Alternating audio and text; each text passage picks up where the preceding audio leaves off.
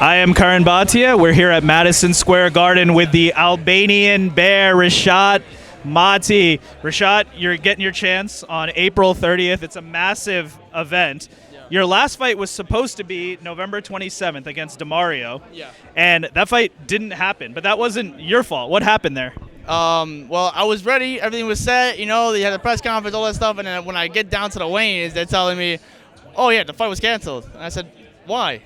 So he failed his medical. Something wrong with the MRI that came off wrong. So I said, you know, my luck, you know. And they're telling me, like, it's so rare that it happens. And I'm like, oh, I'm sure.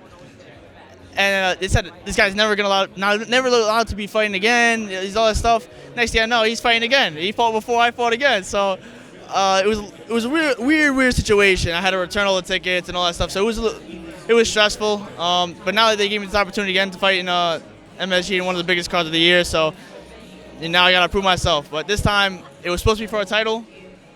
This fight was supposed to be for a title. They said no, so I said, okay, you know what? I'm just gonna get the job done. I'm gonna beat them up a little bit, and that's it. You know, get on to the next one. Speaking of your last fight, so you were walking down to get weighed in, and you found out that it was canceled. Was that frustrating for you, going through an entire training camp, being ready to go, and then having it canceled? Of course, because I fought a month before, and they were like, oh yeah, you're getting ready next month. You're fighting again. I said, okay, I'm ready. But you know, that weight cut down, it was slowly working my way down to 140, and I started struggling a little bit to make that weight. I made the weight. I did whatever I had to do. I was a professional, you know.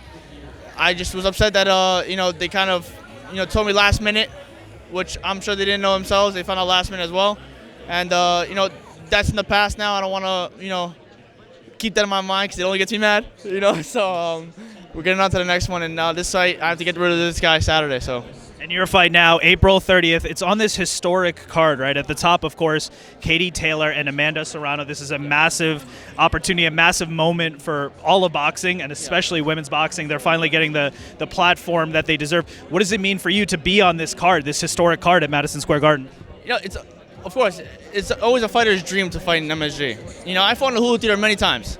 Many times I fought in the Hulu Theater, and but this time I'm actually fighting in the actual Garden, you know? This is where the Knicks play. You know, this is where Muhammad Ali fought. You know, this is legacy. So even though I'm early in the cards, you know, I fight early before the bell, but it don't matter to me. At the end of the day, whoever's coming in early in advance, they're gonna watch the fight of the night, and that's gonna be me. And you've had a background in all types of combat, right? You were successful in kickboxing, mixed martial arts, and now you're making your name in boxing. You're undefeated. You're looking to make a splash. Would you ever consider, as you move forward in your career, dabbling in MMA and other forms of combat as a professional? You never know. You know, Dana White comes to where I train a couple of times, so you know it was cool. I talked to him a little bit. I was like, listen, I did it when I was younger.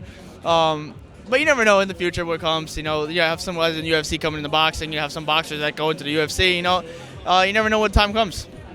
You're originally from Staten Island, right? Yeah. Local. So this is local. So what are the fans going to be like on Saturday night? They're going to make their way over from Staten Island, I'm sure. Of course. You know, originally I was trying to sell some tickets, you know, and it was tough because I asked for 400 tickets. They were like, listen, we can only give you, because already many people bought tickets already. It was already, you know, almost sold out already. So, but we're gonna have a lot of Albanians. You're gonna see a lot of Albanian flags all over the place. So I'm looking to put on it for my country and from all my Albanian people.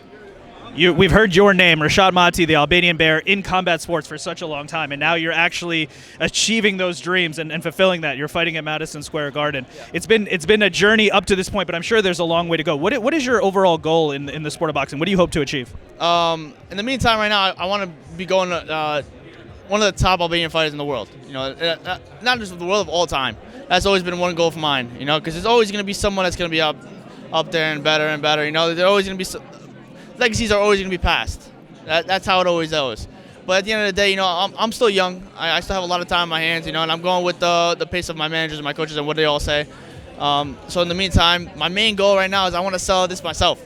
That's the main goal. I want to sell this out myself. So my time will come, you know, and in the meantime, right now, I'm going to, you know, be a part of this historic event and make an impact. The next step on your journey, April 30th, your final message to your fans and your supporters. Saturday. I'll see you guys Saturday. Reshat Mati, thank you so much.